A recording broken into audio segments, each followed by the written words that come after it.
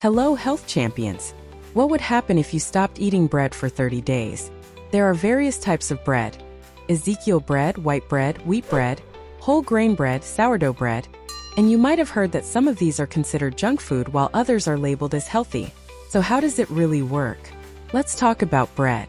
First, bread is about 80% starch by weight, and starch is a polysaccharide, meaning it's made up of many sugars.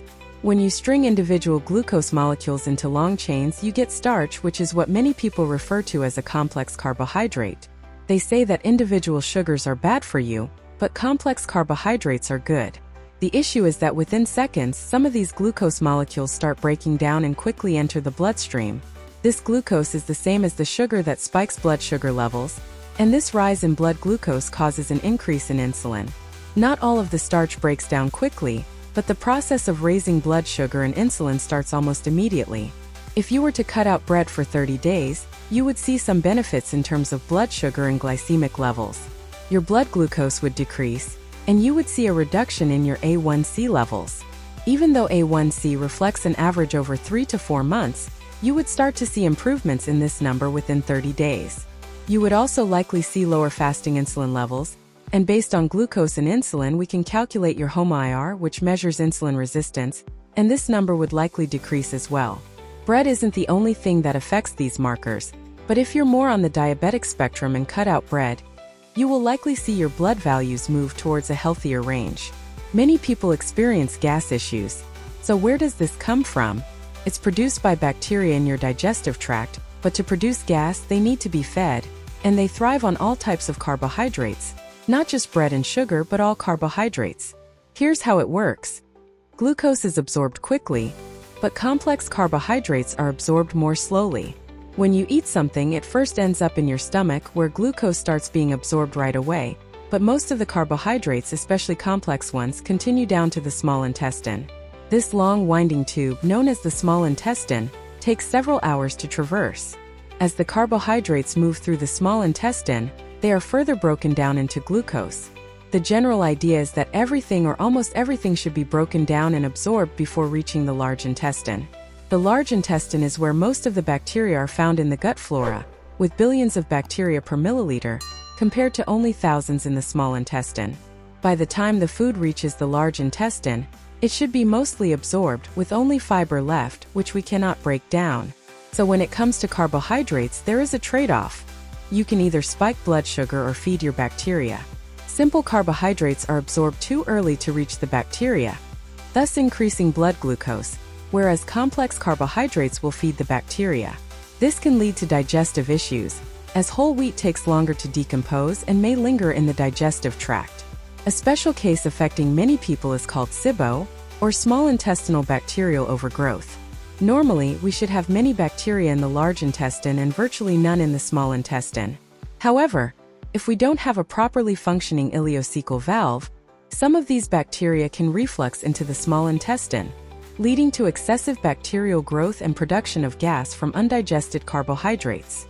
If you have SIBO, you might need to cut out more than just bread, but for most people, eliminating bread for 30 days can significantly reduce bloating. Many argue that bread has been a staple for thousands of years. Humans have existed for about 250,000 years, and our current DNA is around that age. For most of that time, we were hunter-gatherers. While early humans did encounter grains, they consumed them in small amounts and did not cultivate them extensively. It wasn't until about 10,000 years ago, with the advent of agriculture, that grain cultivation became widespread. Even then, there were only a few types of grains, and they did not change much until the last 50 years. In recent decades, modern wheat has been hybridized to optimize yield, durability, resistance to pests, and baking properties, but not necessarily for human tolerance and health. Modern wheat, with its many types, is a recent development in the grand scheme of our evolutionary timeline. The primary goal of eating is to obtain nutrients. While all foods provide nutrients, plant foods and grains also contain antinutrients, which can inhibit nutrient absorption. Phytates, for example, bind strongly to minerals and prevent their absorption. Additionally, some grains contain enzyme inhibitors that affect the digestion of proteins. We'll discuss gluten and lectins separately, as they're significant issues. Gluten, a mixture of hundreds of proteins, is divided into two classes: glutenins, which provide elasticity to the dough, and gliadins, which help the dough rise during baking. The type and amount of these proteins in wheat make it unique in its ability to create fluffy bread. Many people believe that only those with celiac disease need to avoid gluten, but gluten sensitivity affects a broader population. Even without celiac disease, consuming gluten can compromise intestinal barrier function and lead to symptoms of sensitivity. About 13% of the population reports such symptoms, indicating that the actual number may be higher.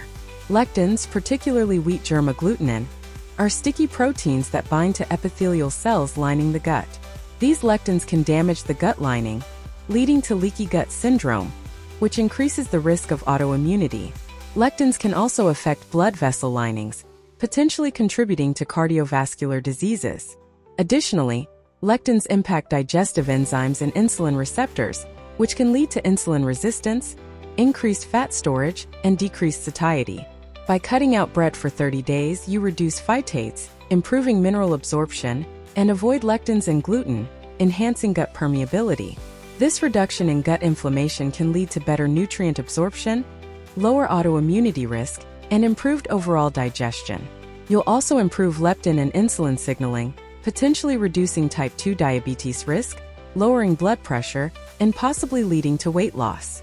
Many people argue that bread is indispensable, having shaped civilization and supported large populations. However, with modern technology and resources, we can explore alternative, sustainable farming methods and older grains that may not have the same negative effects. Quality food choices can be a proactive investment in health, potentially reducing future medical costs. Furthermore, commercially available bread often contains additives like seed oils, trans fats, and chemicals such as potassium bromate, which is banned in many countries. By eliminating bread for 30 days, you also reduce your exposure to these toxins, benefiting your liver and kidneys. If you're curious about how making changes to your diet can improve your health, consider starting with a 30-day bread-free challenge. Experience the potential benefits for yourself and see how your body responds. For more tips on healthy eating and lifestyle changes, subscribe to our channel and join our community for ongoing support and information.